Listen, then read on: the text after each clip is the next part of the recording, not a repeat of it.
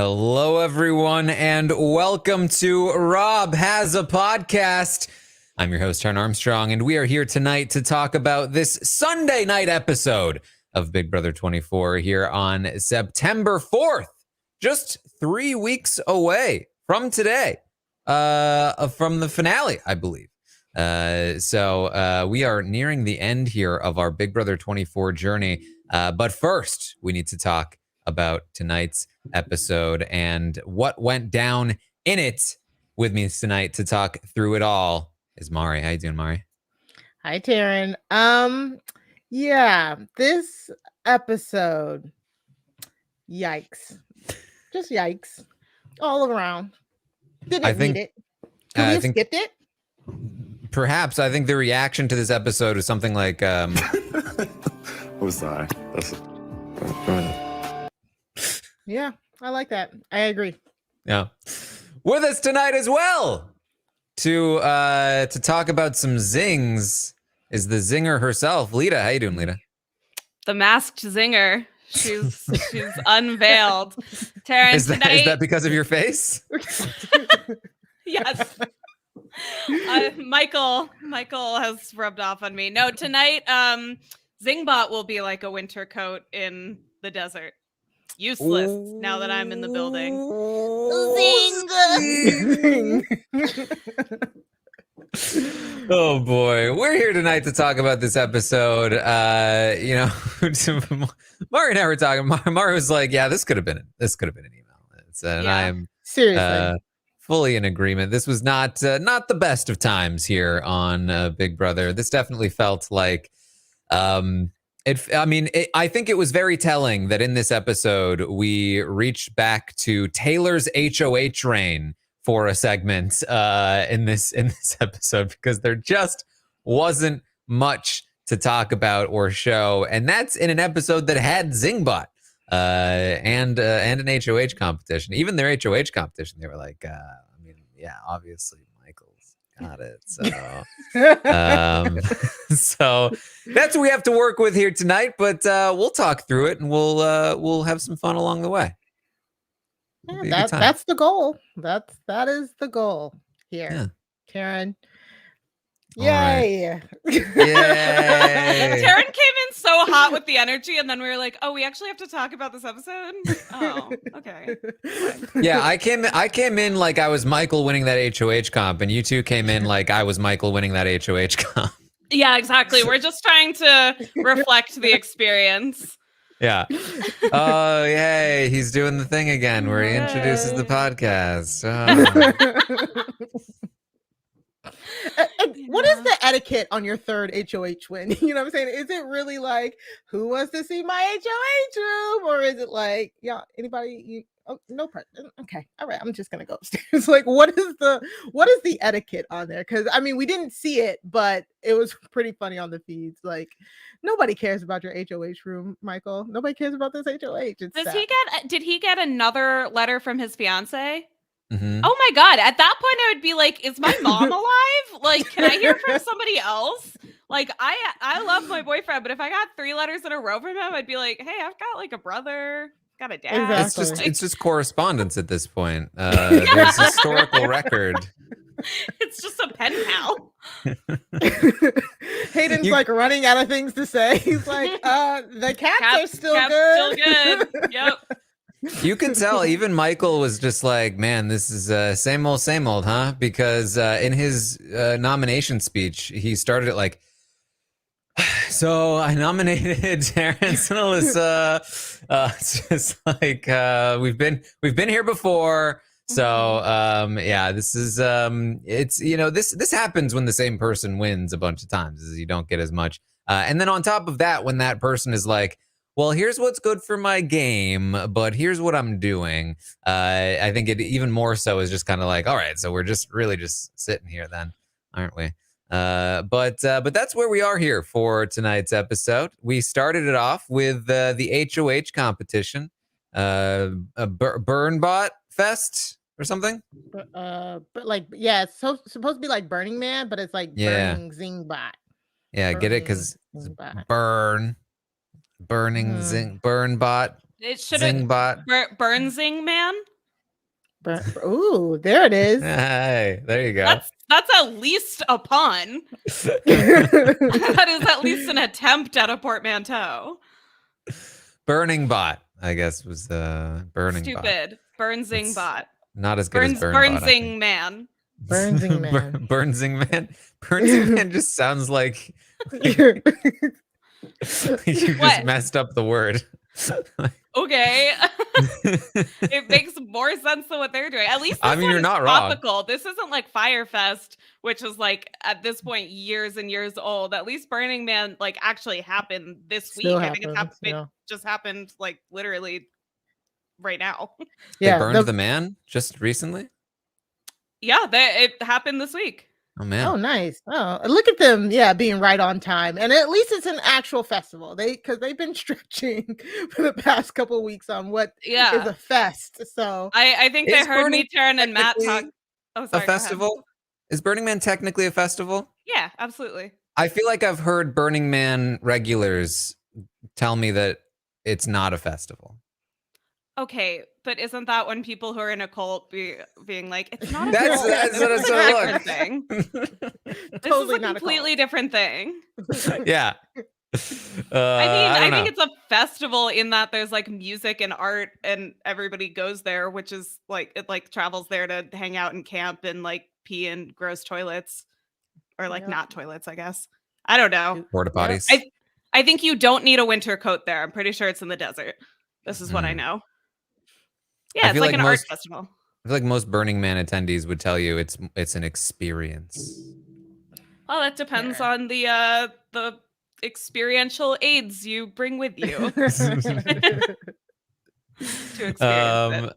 All right. Well, as expected, Michael is going to dominate this competition. Nobody was even close. Like, I don't get it. Yeah, I truly was like looking at his when he was done and then trying to scan everybody else's. Like nobody had more than like 2 pieces, maybe 3 in place. It is just ridiculous. But I think what was happening is like as he was carrying the pieces to the other side, he was looking at them as he was carrying them to try and I guess while he was putting them down. But he truly did this so quickly. I mean, it's amazing. You have to give him his props for it. And he was doing a really good job. Something that I noticed that not a lot of other people were doing. He would take one piece and he would kind of flip it, like keep making, like trying different angles for it, because looking at a piece, it could fit in any way, shape, or form. Like they did do a really good job making those pieces very interestingly shaped, so that you didn't automatically know what was the top or what was the bottom. But Mike just like crushed it. I mean, I'm not surprised that Taylor isn't amazing at puzzles, considering she thought it was a math problem. She's like, math isn't my strong suit, so I'm not good at puzzles. I'm like, okay. I think those are unrelated skills, my love, but math isn't Taylor's strong suit, but geometry is Kyle's strong suit. So, maybe if he was here. I felt like maybe what Michael was doing was looking at the piece. Like I felt like a lot of people maybe were just taking the shapes and trying to fit the shapes in without actually looking at what was on the piece, because he would take a piece that didn't seem like it was supposed to fit there, but I'm sure the image indicated that it did, and then started playing around until he found the spot that made it work. Right. But yeah, either way, like as Monty described, he was like, all right, so I got my pieces. I got 2 in. I started looking at the rest of them, and I looked over, and Michael was done. Yeah, good for him. What can you do?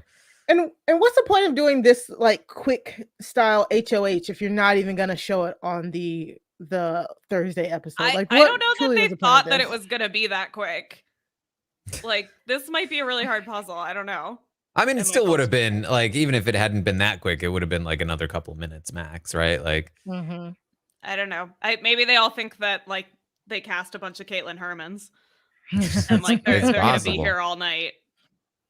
Yeah, I feel like I feel like they wanted to pack it in early that day. like we don't have to stay for a couple of hours of a competition when we can just get it out of the way real quick. Yeah. Maybe. Work Yeah. smarter, not harder. Yeah. Except that this is dumber and worse. So, yeah.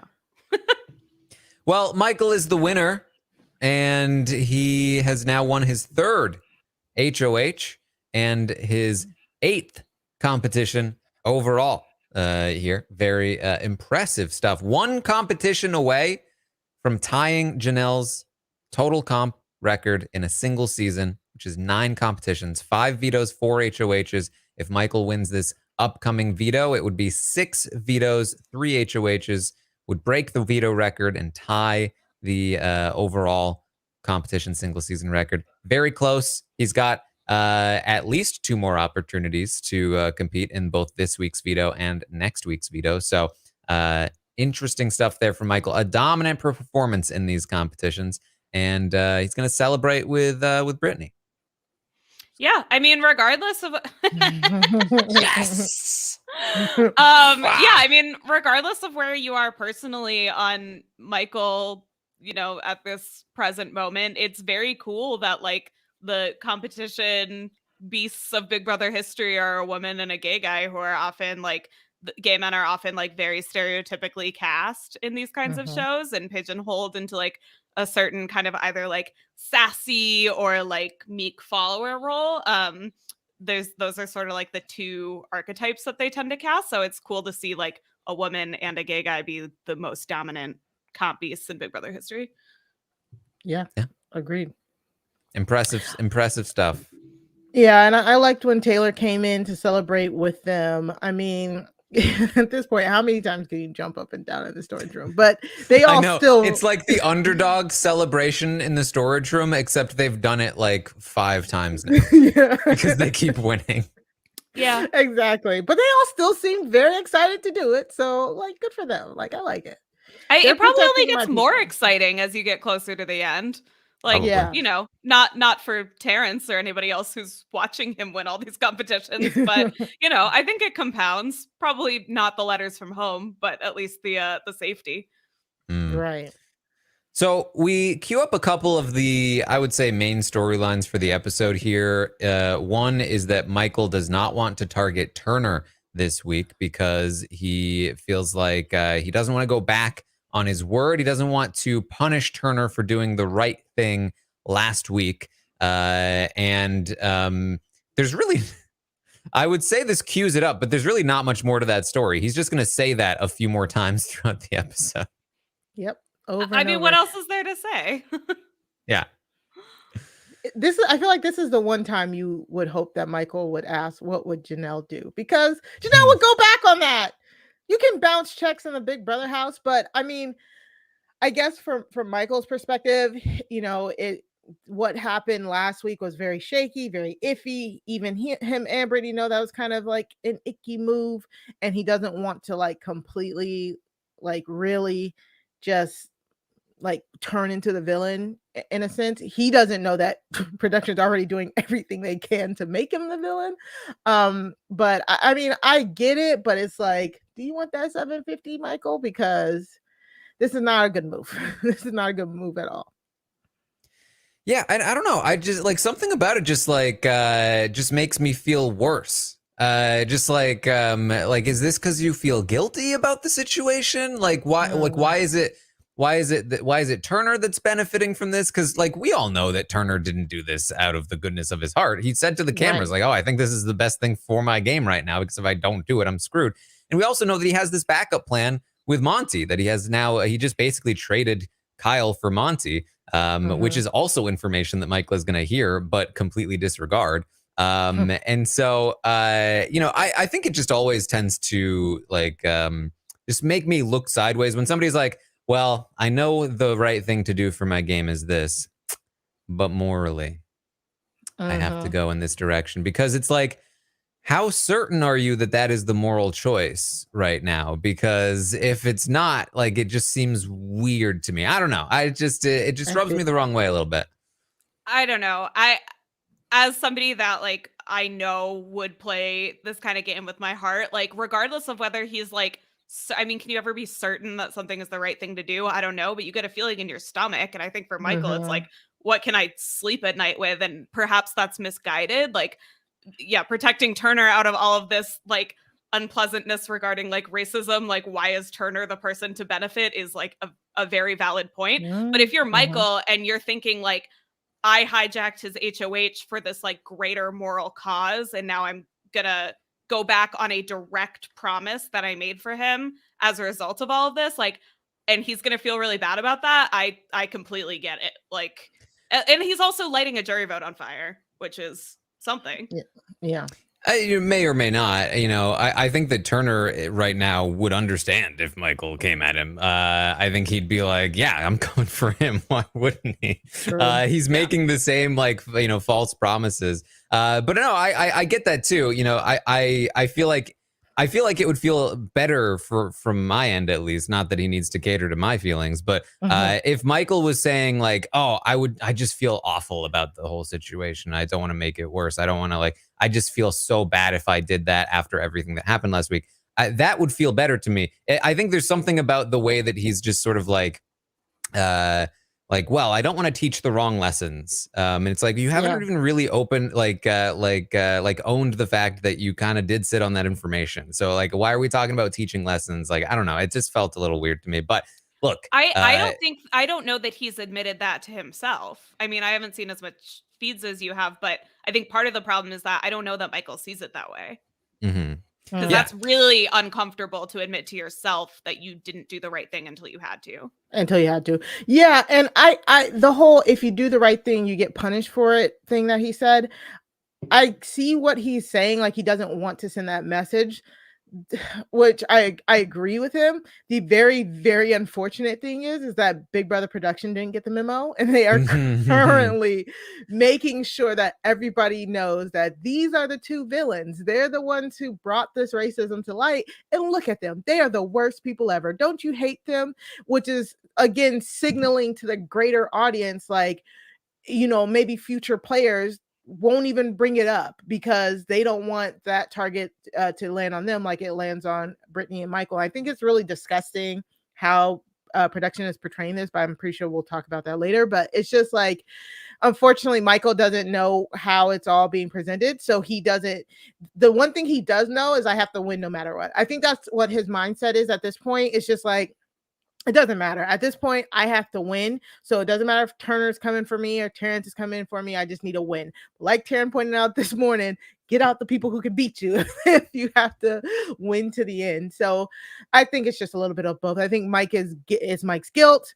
It's like Mike's morals. And it's just battling with himself on the right thing to do versus how far is he willing to go to win the game, and him questioning, did he already go too far?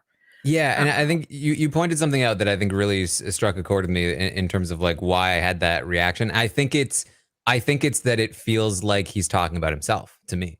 Like he's talking, like he doesn't want to punish Turner for doing the right thing in the same way that he hopes he's not going to be punished for what he hopefully people sees as do the right thing. And so I think that's maybe where the connection is coming in here. But yeah, we are also going to learn that, at least according to this diary room session, that Taylor really was going to maybe take a shot here at Michael had she won this HOH. She could just be saying this in the DR like after the fact, and it certainly was after the fact that she said this in the DR, so it doesn't necessarily mean that she really would have gone through with it if she had won this. I talked all week long how I felt like, oh, don't do that, Taylor. Like, you're next to go if that happens. Right. But it definitely does at least indicate that moving forward, Taylor is definitely still looking at Michael as somebody that she would like to take out. And this is, again, like something we're going to queue up early, and then we're going to get back to it later. And it's really not going to give us much more information. But it's the same thing. Like, pretty much everybody is talking about how they can't beat Michael and how Michael needs to go. And the only person we see in the episode saying otherwise is Brittany. Yep. Yeah, and it's impossible to know, like, how genuine that was from Taylor and potentially from others, just because, like, obviously production wanted to do that little montage of Michael, so that he can win. Yeah. Yeah. I think Taylor understands that in order for her to win, Michael needs to go. But mhm. at least I'm hoping from what I've seen that she understands that it doesn't, from her point of view, it doesn't need to be done now. Like, we know that once you get past a certain point, you can win out till the end and all of that. But I wonder if in the back of her mind, she does know that once Mike's gone, she might be the next up, And it's really unfortunate because also, if Mike does continue to win, then she also might just be the collateral damage as well. So for her at this point, she needs to win too. Like everybody just needs to win. If you're not Michael, you need to win if you want to take out Michael. And I guess, and that's what this montage was for, that and filling time. Yeah. Before they reach into the archives of weeks ago. Yeah. Well, we did have a Zingbot segment. Hey, losers! It's time for Zingbot! It's always so much slower than I remember it. It is very the way slow. that he talks. Mm-hmm. Could you imagine if I did an entire podcast? Not even with the voice, just with the speed. Please. Hello, everyone, and welcome. I can't even. It makes me frustrated listening to that. So again, was that how Zingbot really talks, or were they in the back like stretch? He was always remarkably slow, but yeah, they might have told him like, "Hey, you gotta vamp. Can you just riff for a while? We really don't have any content for this episode, Zingbot." Oh boy. Well, we're gonna get 7 zings for 7 players, and I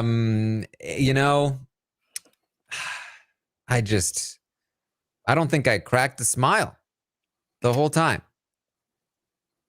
Yeah. I genuinely thought the Britney one was funny. You liked the Britney one? I did. Okay. I was wondering which one because you said you liked one of them before we started the podcast.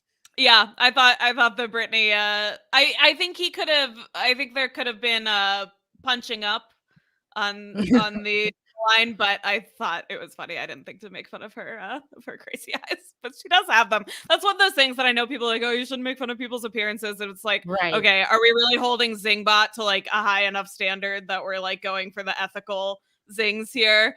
It made me laugh. I don't know. I did think her reaction was funny, in that she was like, "What?" Yeah.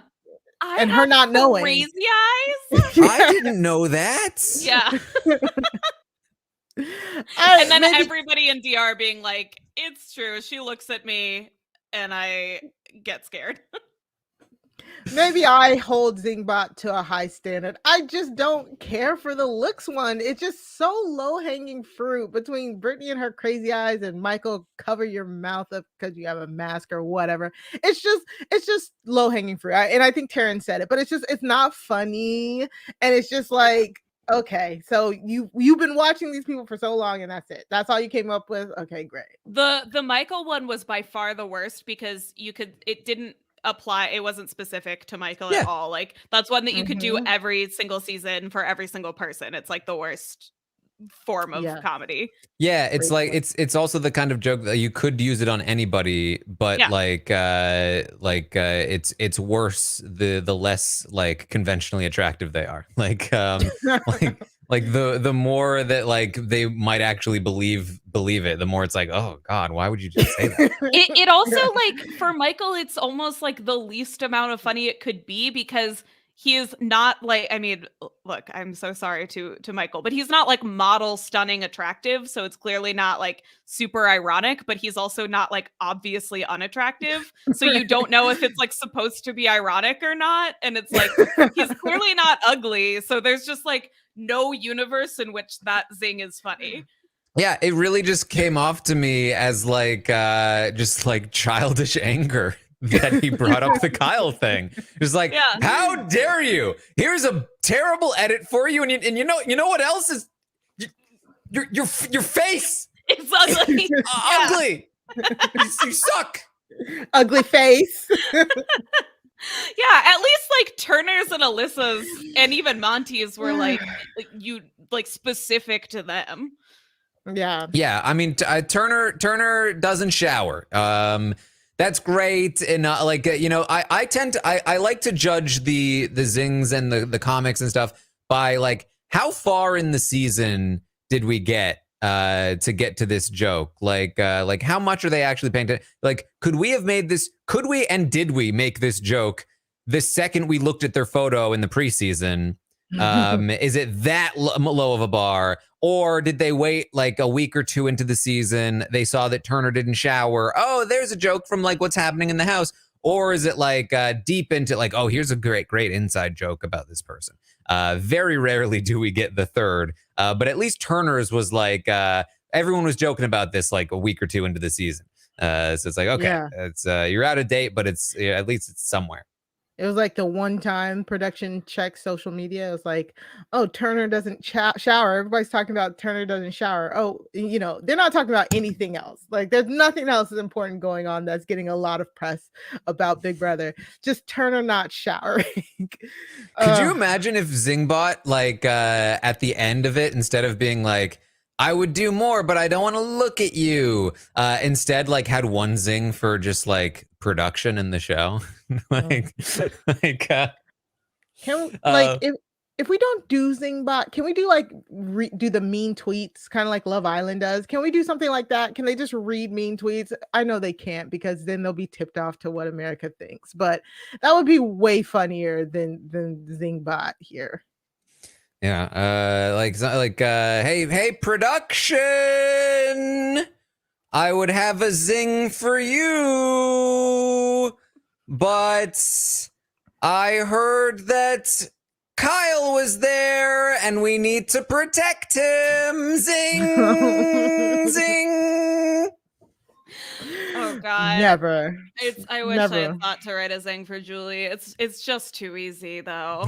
It almost feels mean. Yeah. I mean, there's the wardrobe, there's her husband, there's her giving everybody a Bible.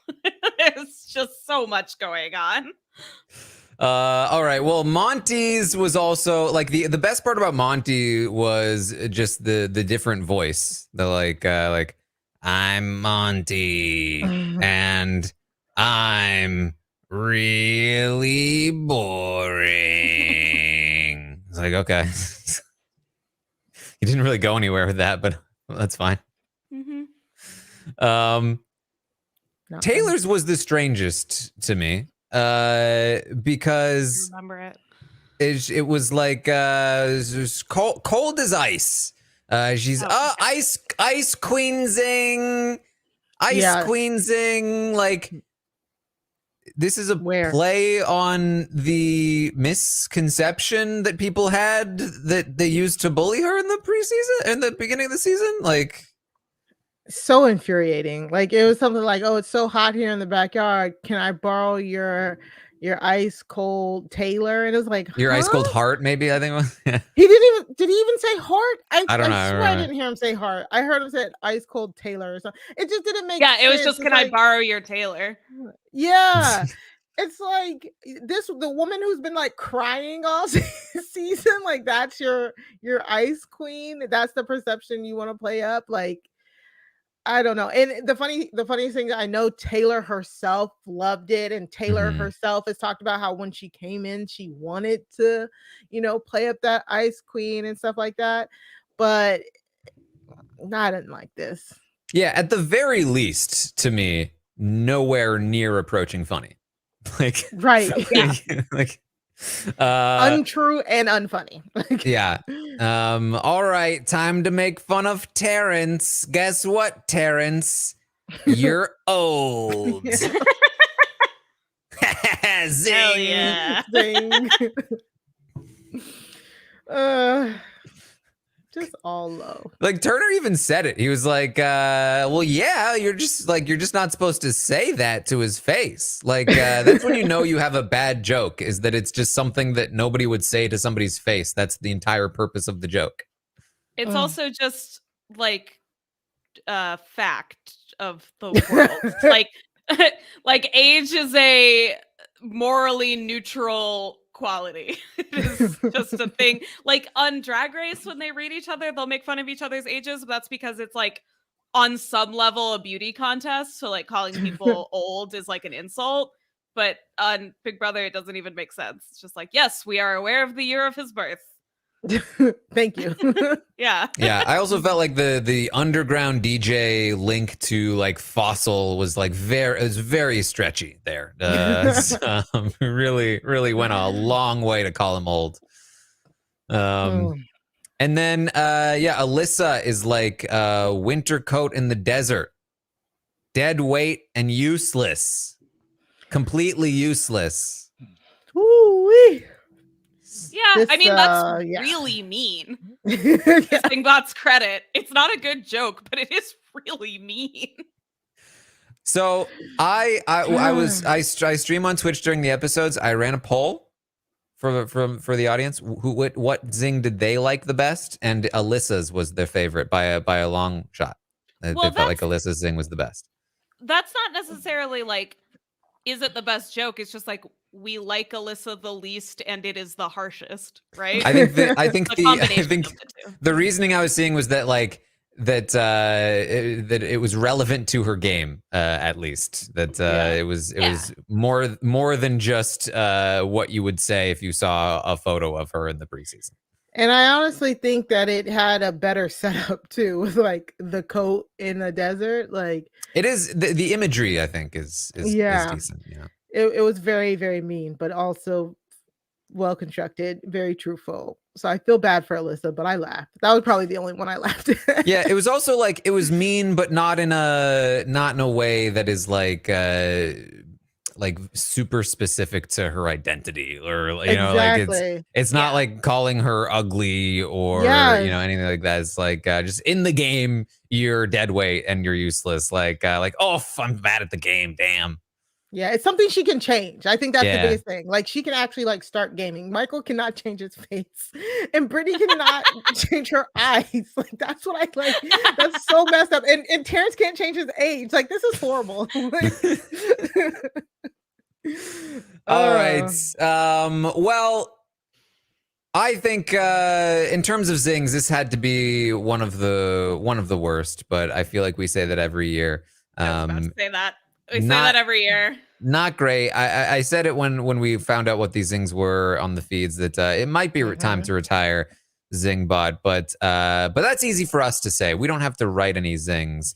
So I think that we have to take a little bit of a shot ourselves here, and by ourselves I mean Lita should take a shot. Lita, do you have any Zings for us? Oh boy, Taran, do I? Many have complained, well, not complained, but commented that I am kind of mean on these updates.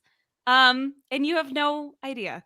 As I always say on the updates, I'm going to say this right now, and then you can come back when I'm done zinging.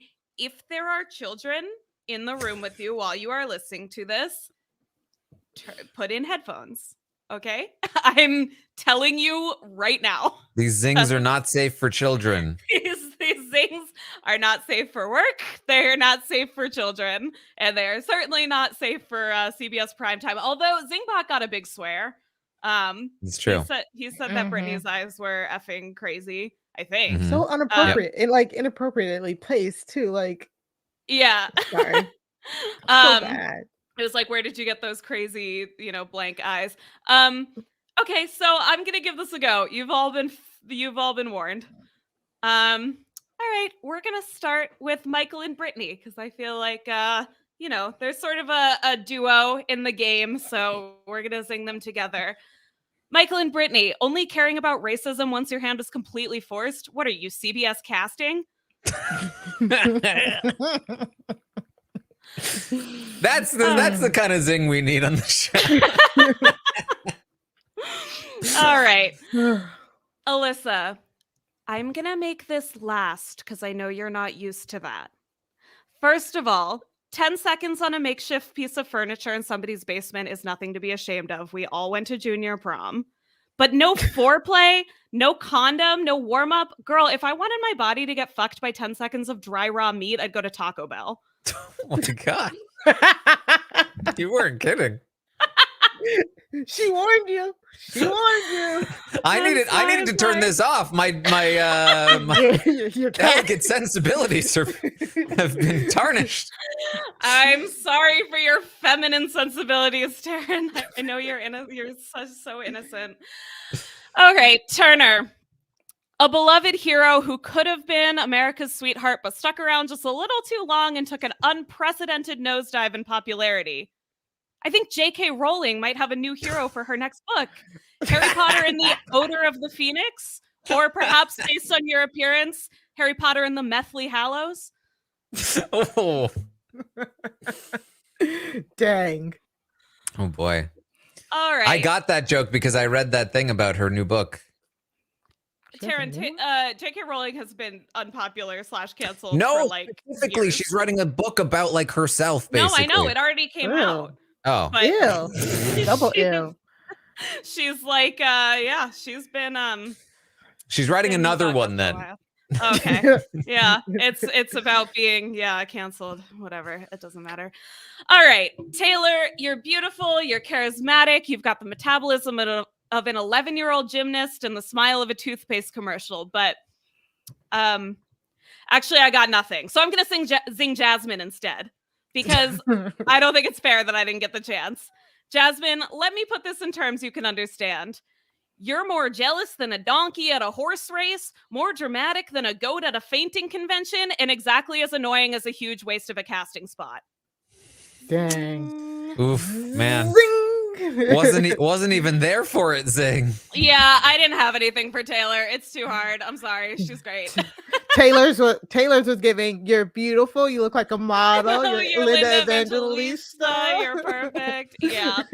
And Terrence, I really don't feel comfortable zinging a strong black man who's doing his best in his house despite the odds, even if he is a little boring. So that's why I'm skipping Monty and going straight to you. You, however, are the Kanye West of Big Brother. You are a mid-40s black man making it his mission to appeal to racists in their 20s. Although it's a shame you didn't rub off on your buddy Kyle a little more because he's definitely never told a girl, I'm gonna let you finish. No. Oh, so many. Oh man. Mic drop. Those are my zings. Oh, Oh boy. Lita mean. Lita You mean. can bring your children back in the room, I suppose. We're safe again. Not now, sweetie. Mommy's zinging contestants on a reality show. And my zing would have been something like, Brittany, are you done sucking the algae off of Michael's back like the parasite you are? Zing. I just like, Brittany, are you done sucking? Yeah, I was enjoying That's already it. funny.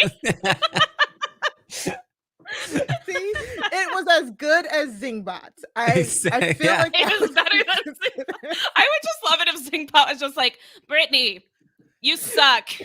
Zing. That would be funnier, I think. Yeah. Could you imagine like somebody, because like somebody that's very hated in the house, right? By the audience perhaps. But it's somebody that's like really looking forward to Zingbot, and you go through every player, and then they're last, and they're like, oh, here we go, the big one, and Zingbot says their name, and they're like, oh, hit me good, Zingbot, and just like, yeah, you suck. Yeah.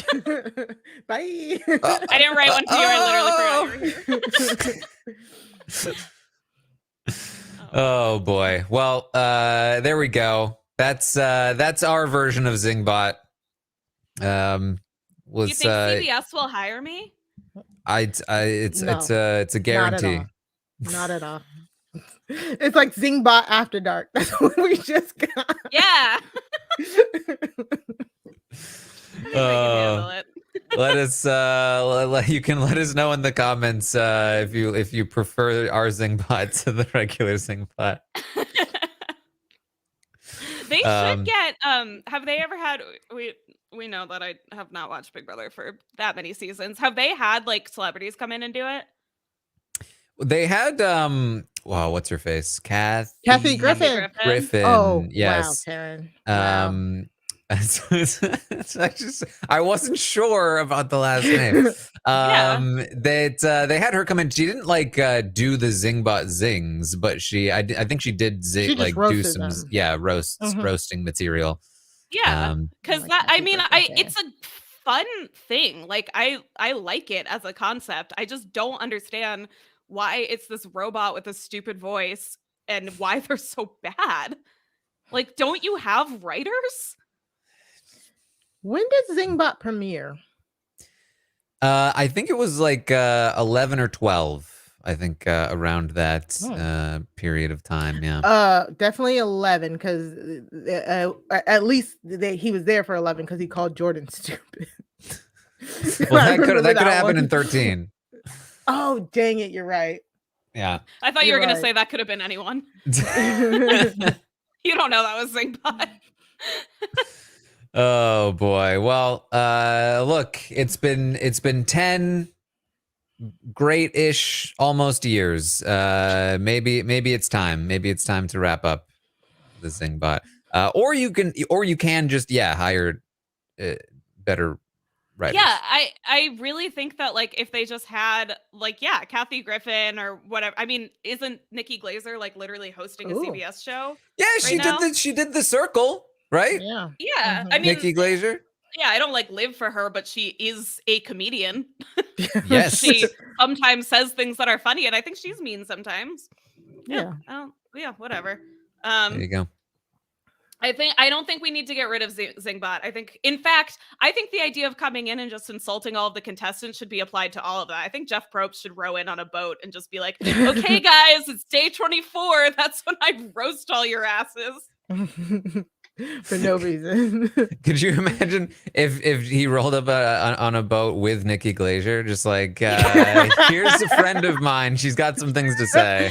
Yeah, I like the idea of just like roasting everybody on these shows, especially like, Big Brother is just so unserious anyway. It's fun. I just think we need to reboot Zingbot.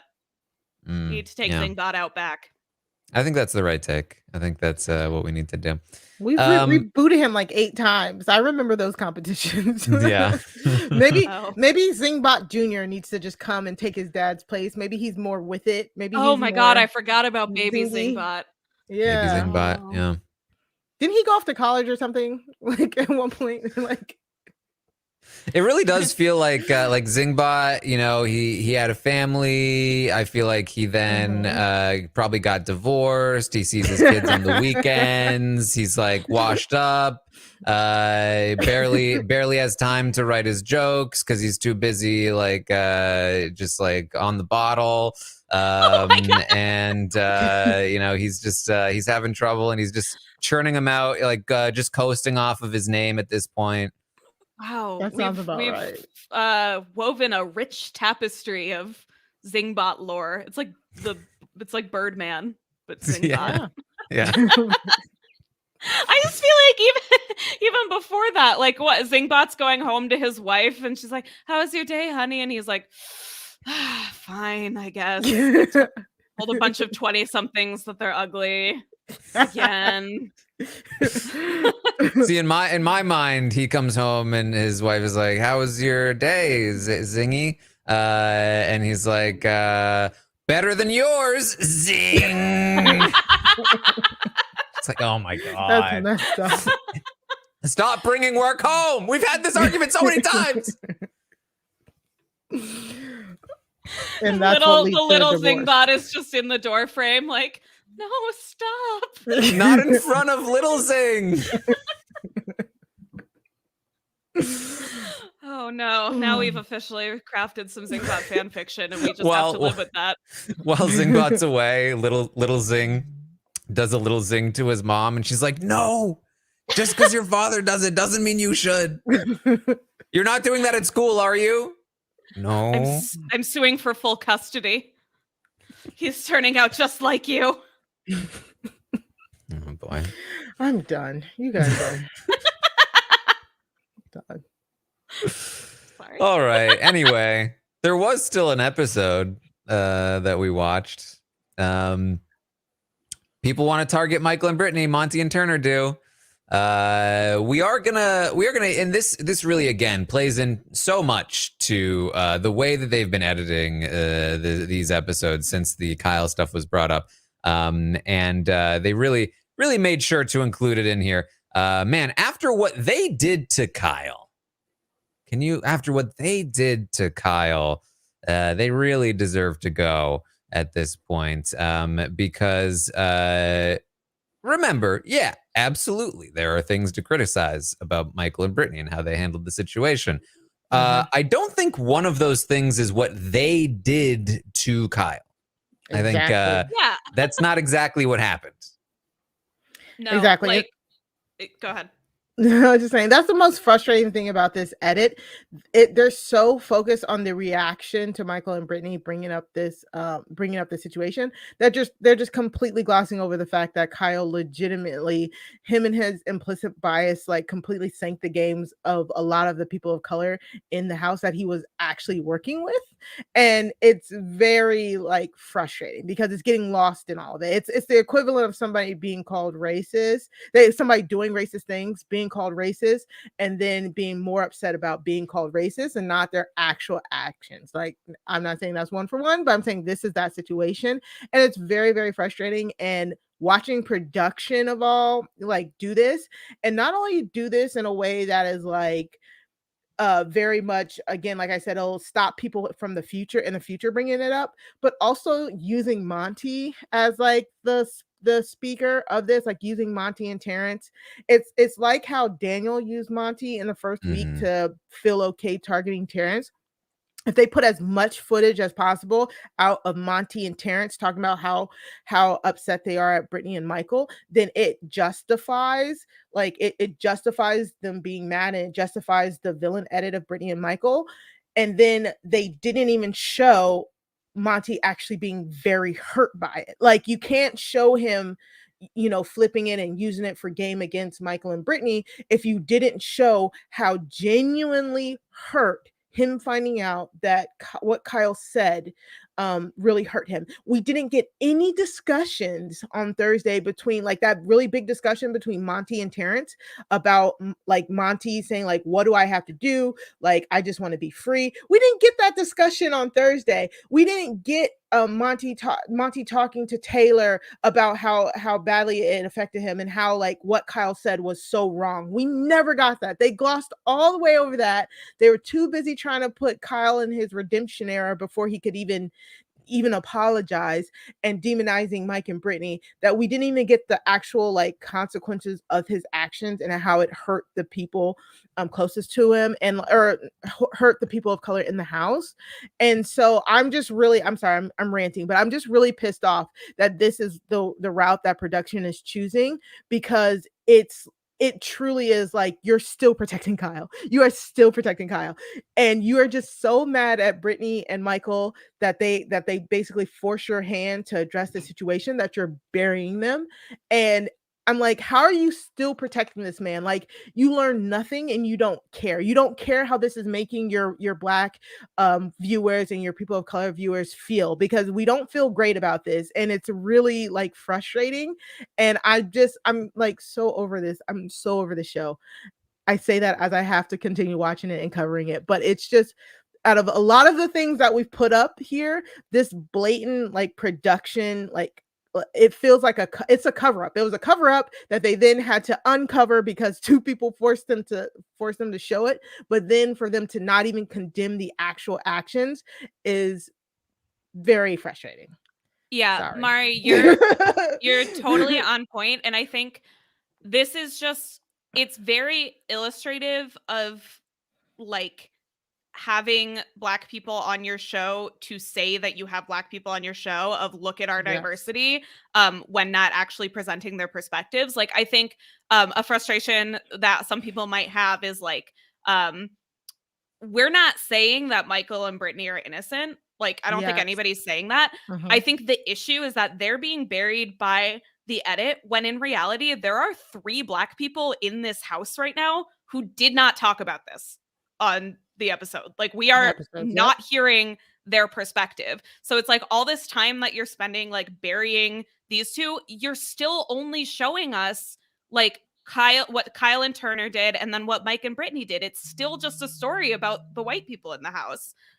When we have 3 Black people still in the house, and CBS gets to say like, look at our equal casting initiative or whatever, but you're still not presenting it as their stories. They still don't get to be the protagonists. And that is, I think, what you're highlighting here, which you said very eloquently. Definitely. Yeah, and like I do agree. I think like one of the things that we could have and maybe still could theoretically take away from the whole situation is like, there was a lot of ugliness involved, obviously, but the fact that it was called out and that it was punished in game as part of the game was interesting. It felt like, okay, like this is now a part of the game. Like, you're not going to get away with this kind of behavior anymore. And that's really interesting because it will be called out. And it did feel like production was like, oh no, it won't. Because if you call it out, then you are doing a terrible thing. Yep. And everyone's going to be mad at you. And the audience is going to be mad at you. And the person you're doing it to, the poor Kyle, he's going to be mad at you. And even the Black people are going to be mad at you. Everyone's going to be mad at you. You should just keep your mouth shut is the implication, in my opinion.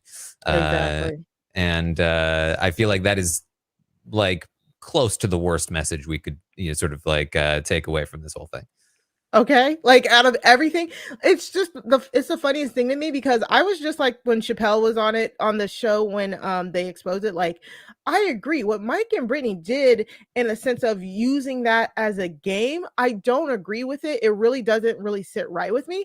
But now I'm at the point where I'm like, I need to kind of defend them since we're too busy like focused on what they did and trying to punish them for what they did without punishing Kyle while trying to forgive Kyle already when he's done nothing. Like I'm like, how am I up here of like defending these people when I completely agreed with the initial thought of like, why are you using this as a strategy?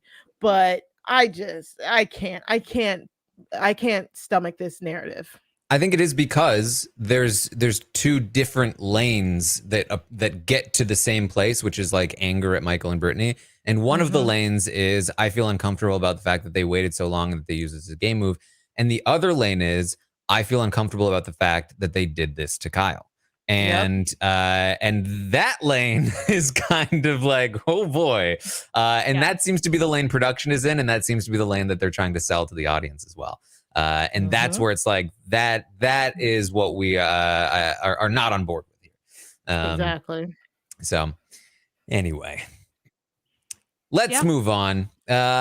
We've got Taylor and Brittany talk about taking out Michael. Again, this is mostly what we saw earlier. Taylor wants to be the one to take him out, but Brittany has no intention of sending Michael home, no matter what she says. This continues to be relevant all week long as she is going to continue to pretend like she is willing to take Michael out in order to ingratiate herself with the rest of the house. But she is letting us know here in the diary room, under no uncertain terms, she has no intention of taking Michael out. Her game is too linked to his. And this is also in line with what she has been saying all season long to Michael, to the cameras. She is okay if she ends up losing to him. Doesn't mean she's going to completely give up, but she wants to work with him. She does not intend to betray him. And nobody else, though, seems to be under that same line of reasoning, as again, Taylor is going to mention taking Michael out, which certainly makes it seem like pretty much everybody is going to take that shot at Michael in the double eviction, and he will probably need to win that veto in order to survive.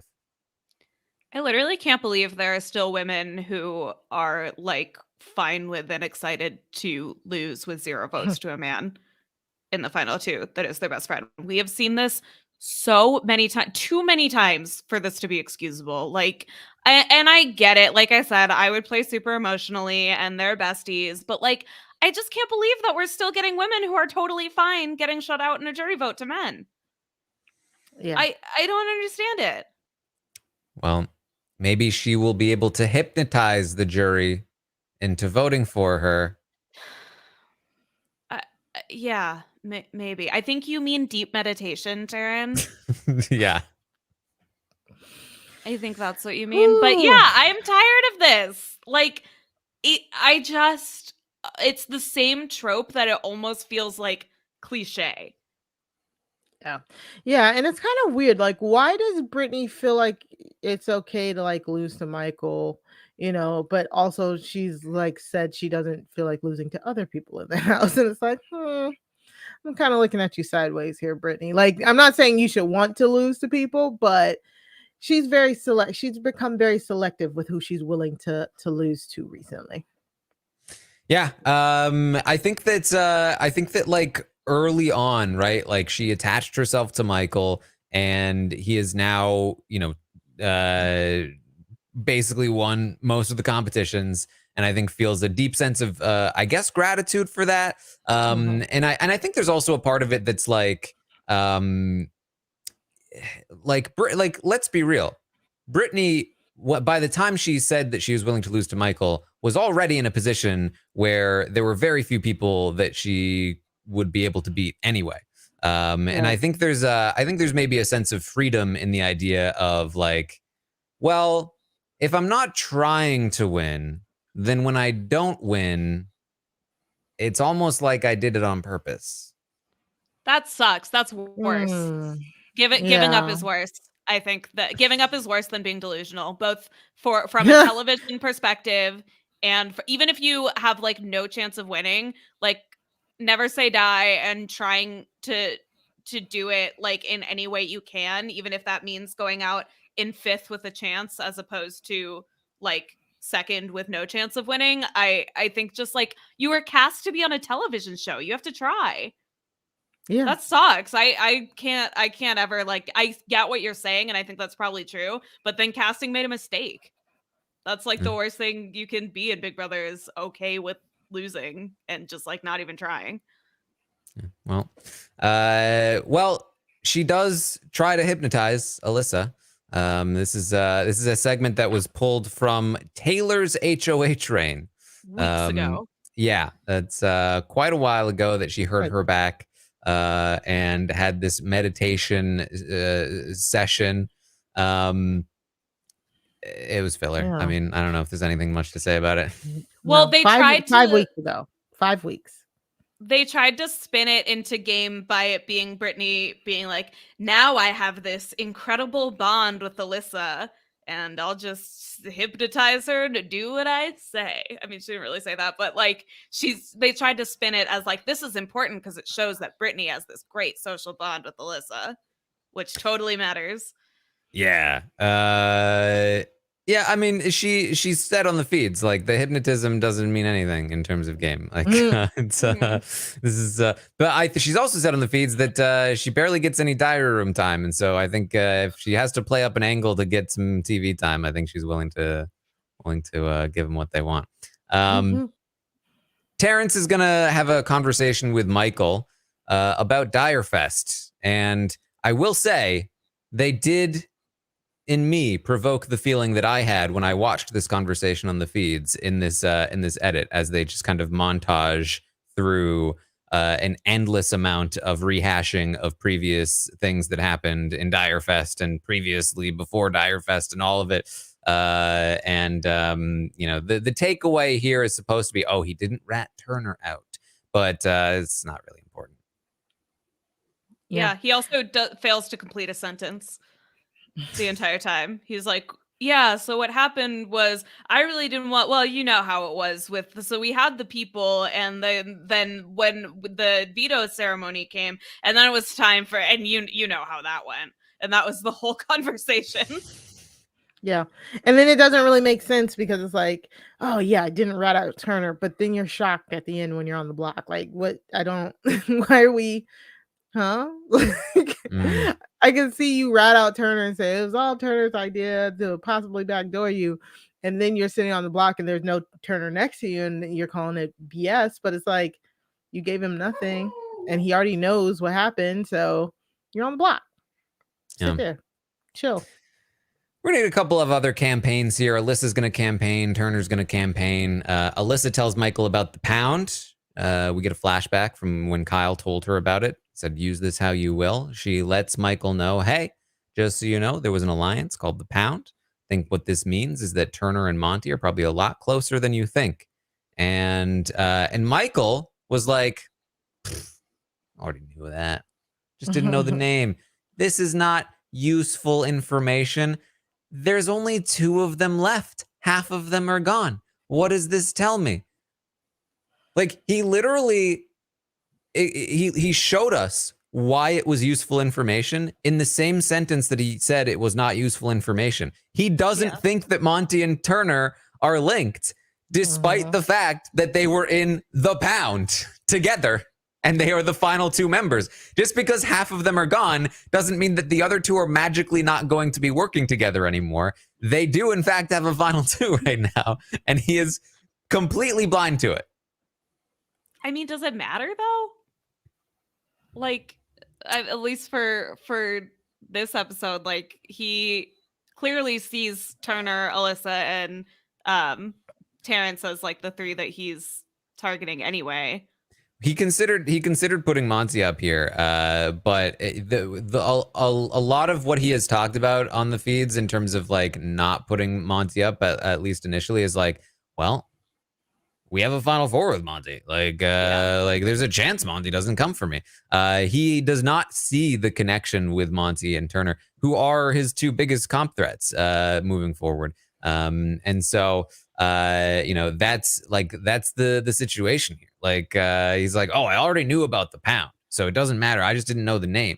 But like, what you didn't know is what Kyle said to Alyssa, what Alyssa just said to you, that it is not dead, that they will have loyalty to each other. That's the important bit of information that you are completely disregarding.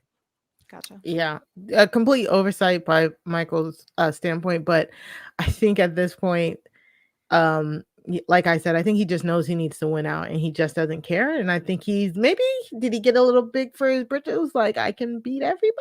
I don't know. Yeah.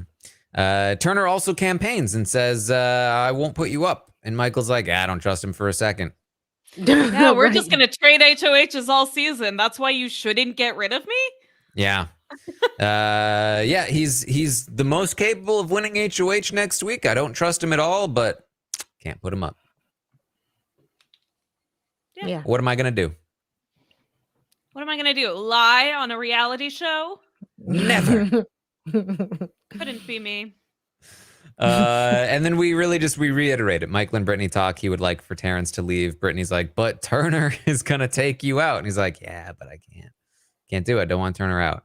And so he's gonna go ahead and put Terrence and Alyssa on the block. I clipped the sound of Melissa seeing her face on the wall. Oh my god. Why? Why, Darren? Oh, did you need to hear it again? No, I did. Oh my god. Oh my god. What's going, Wilson? Wow. Not one of your better ones, Taryn. Not one of your better ones. Nah, it's a shame. Many Oh my conversations. god. God. Many conversations to be had, says Terrence. Yep. He's gonna laugh. I'm sorry. That's go ahead. LOL. And Michael's just like, okay. I've chosen to nominate you, Alyssa. Yeah, I'm all for like okay, the HOH is nominating me, like let's make this funny.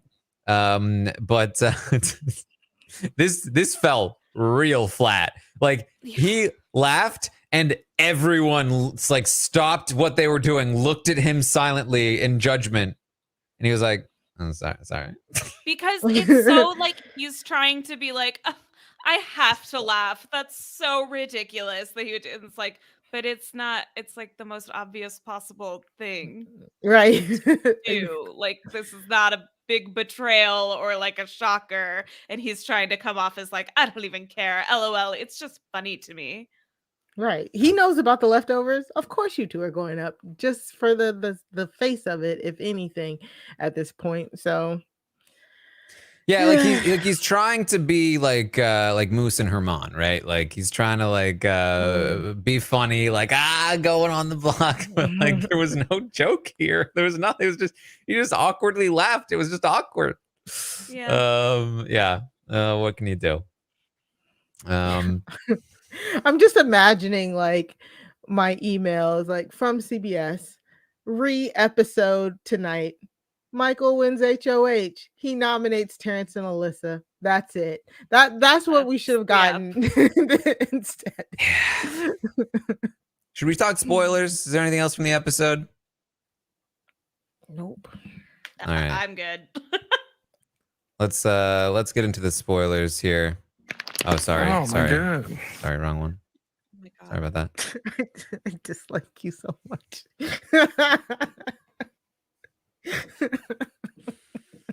Oh man. Let's see here. I just realized that some of my sound effects got slightly reset, so we're just gonna give it just a second here, and now we're gonna go. The Office of Civil Defense has issued the following message. This is A spoiler. warning.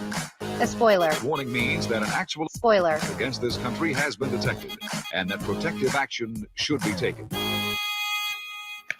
Oh my God. I don't understand. This is like the alien thing the last time that me and Sasha were on. All right, so let's talk some spoilers. There's not a lot here to update you on. Michael went ahead and won his 6th veto of the season, breaking the record that has been in place since 2006 when Janelle said it on Big Brother 7. And he has also tied her record for all-time comp wins in a single season at 9 total wins. So some great stuff there. I go over some more of those statistics in the update from this morning. I've also tweeted some of them out. Very impressive stuff from Michael. With this veto, he has locked in whatever he wants basically this week. And as of right now, what he wants still seems to be Terrence, that he wants Terrence out. There was some talk of potentially changing things up. They talked about Turner. They talked about Monty. At this time, it does still look like Terrence for now, and the ceremony will be tomorrow, so it's not looking super likely that it will change, but you never know. And that's pretty much it. Terrence is talking about poisoning the jury against Michael. Michael intends to head this off a little bit by essentially calling it out in the veto ceremony when he chooses not to use the veto. I think that, along with the fact that also watching this HOH, the nominations, like they'll probably see Terrence do the little laugh, and then they'll see Michael say oh, you're going to try to poison the jury against me. It should do a decent job of inoculating the jury to what Terrence has to say. At the very least, putting some doubt in their mind that okay, what he's saying, sure, but how much of this is motivated by revenge versus genuine feeling about the situation, right? And so I think it will probably matter a lot who goes to jury with Terrence. For all we know, it's going to be Michael. So, we'll see about that. Well, dang. Yeah, but that's mostly what we have. We did see something that would be pretty interesting if it stuck. Alyssa, Taylor, and Brittany were talking just a couple of hours ago now, saying us 3 women, final 3. What do you think? I think it's pretty beneficial for all 3 of them to work together in that way. And they were essentially look, Michael's going after Monty and Turner going after Michael. It's kind of good for us, right? Well, let's just let that happen, I think. After I think everything could we've work. seen, if this is the season where we get an all-female final 3, that would just be insane. To have The girls. Oh, Making like, it work. not Nobody would have not seen this that one. coming. Not week 1, not in the middle of the season, never. Mhm. It would be very funny if the final 3 was an all women final 3, and 2 of the all women final 3 were 2 of the people like Taylor not included in the girls alliance, like Yep. the Yeah. supposedly most pro women alliance ever. Brittany barely included in the girls alliance. Who was kicked out. That wasn't Yeah, who was told, but was kicked out kicked of it. out. Yeah. And then Alyssa, who I guess just kind of sat there while Paloma made it, but was definitely still a part of it. But at this point, is now the most on the outs person in the group. So No, it it's would be literally interesting. going to be, we can't have an all women's alliance because Brittany sucks. Like, there's no way Brittany is not going to tank this. Also, Alyssa was like, "Oh, it'd be the only time there'd be an all-women final 3," and it's just like, aren't you the super fan? Big Brother 6? None of that's ringing a bell there. No. Okay, cool. Look, they don't even know that Michael just like tied some records, broke some records. Like there's been no they're scared of Michael, but they don't know the extent of it here. So it's not surprising to me that they're Some not. of these people were barely born in 2006. It's fair. True. And it's very interesting, like out of like the 7 people remaining, like Michael is like the true super fan. Like he has the BB Bible. Brittany, from what we understand, is also a super fan because she listens to you guys, she watches the feeds or whatever. And then we have Alyssa, who says she's a super fan. I think she's a fan. I think it's okay to be just a fan. Like if I go into the Big Brother house, I'm gonna say I'm a fan. Do I have a working knowledge of Big Brother? Yeah, sure. But like everybody doesn't need to be a super fan. You just be a fan. Because I think Alyssa just knows the edited versions.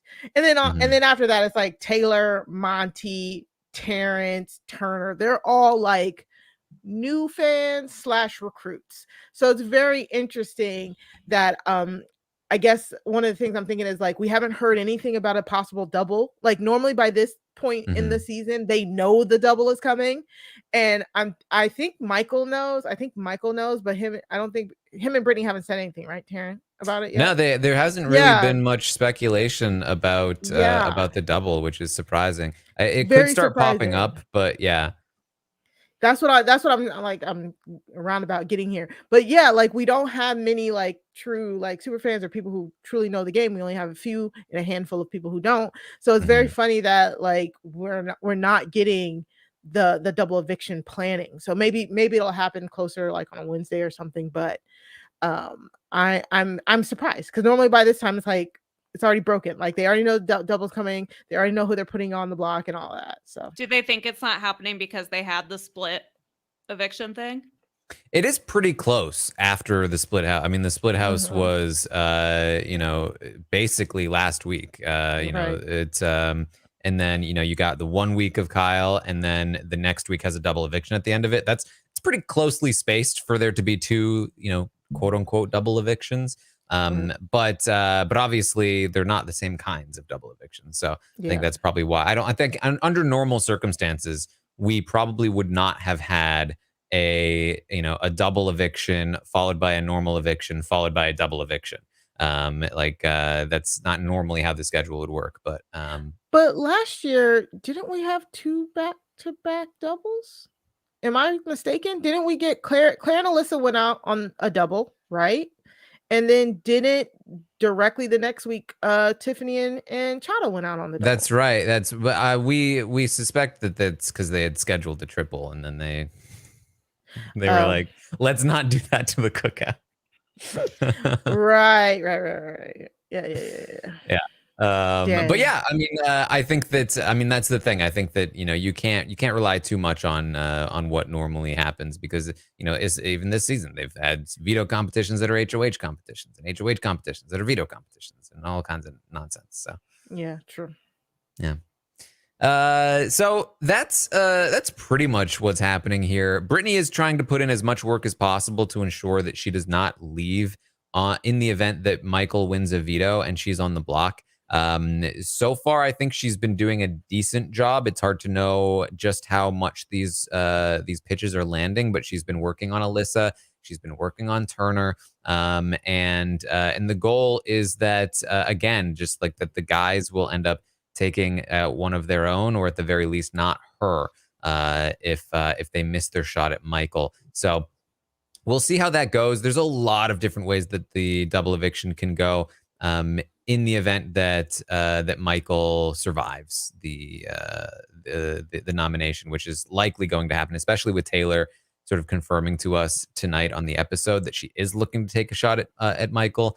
It makes me feel like she probably will, although she might not put him up to like initially. She may be a little more indirect about that, and she probably would also not put up Brittany, so she'd probably put up like Alyssa and Turner, and then try to potentially backdoor Michael there. Yeah, because I think Alyssa gave her the go ahead to use her as a pawn, if I remember correctly. Yeah, so like we'll see. There's I'm sure a lot of different scenarios to run through over the next 4 days before the double eviction, but for the most part here, things are looking pretty quiet and moving forward pretty steadily in terms of heading toward this double eviction. Nice. That's about what we got. Parents, you will not be missed. Yeah. Well, I think that's what we have for you here tonight. What an interesting podcast. What a mix of ridiculousness, savagery, and serious conversations, and us being bored. It's all packaged into one podcast. It's all four of my emotions. Yeah, and you guys can't see. There's somebody just over my laptop saying.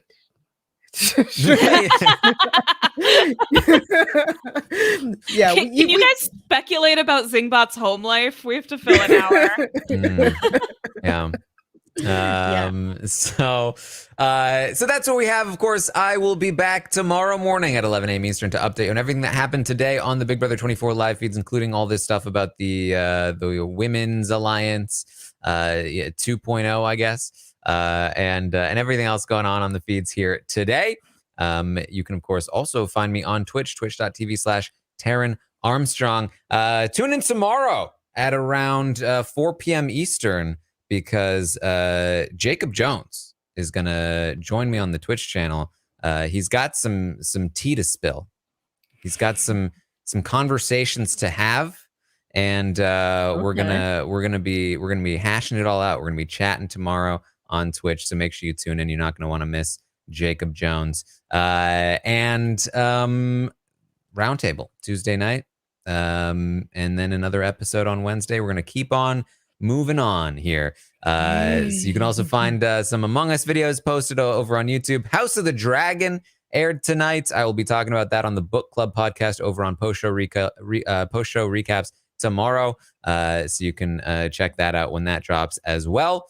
So plenty of stuff coming over on the in the pipeline. We're also, again, very, very close to 100,000 subscribers here on the YouTube channel. If you haven't done it yet, you're running out of time before you're post 100K, and then forever you're just going to be like, oh, were you one of the first 100,000 to subscribe to Rob as a podcast? Oh, you weren't? Yeah, sorry about that. It'll be unfortunate for you, so make sure you get over there. Mari, where can people find you? You can find me on Twitter at Mari Talks Too Much. That's 2 like the number 2. You can also hear me and Sarah Carradine every Tuesday, bringing True Crime Tuesdays to RHAP with our podcast Crime Scene, where we review a different true crime docuseries. Go check us out by going to robhasawebsite.com/crime feed. Our next one's coming up on Tuesday, but the one that we dropped last week was Chappelle talking about Trainwreck Woodstock 99. It's an all-timer. It's a classic. Go listen to us break down a very weird docuseries. Also, me and Matt Scott will be coming back with the Wrestling Wrap Up this week. So make sure you're following both me and Matt. You can follow Matt Scott at Matt Scott GW on Twitter. Find us in the Job Has a Squad Cast Facebook group to send us your like wrestling questions and answers because we're finally back, baby. So join us. Go to robhasawebsite.com/wrestling feed to subscribe there. And that's it. Yeah. That's it. All right. Lita, where can people find you? You can follow me on Instagram at Lita Grammed. You can follow me on Twitter at Lita Tweeted. I am private on there, but I'll add you. I don't know what else. Oh, I was on Stanawatu, which is the Vanuatu recap pod over on Bitter Jurors. That was super fun. I was on that with Maddie G. We had a really good time if you like Survivor. What else? I don't know. You can add me on Xbox on at Lita Played. If you want to play Overwatch with me, it's the last competitive season before Overwatch 2 comes out. So I'm looking for some games. And then let's see. Oh, tomorrow is Labor Day. So if you follow me on Twitter and have ever listened to me before, you know that I'm very passionate about labor unions. So especially follow me on Twitter because I'm going to be posting some books and articles that you can read about the U.S. labor movement tomorrow because we should always be supporting our local unions. All right. Well, thank you all so much for joining us here tonight, and we will see all of you next time.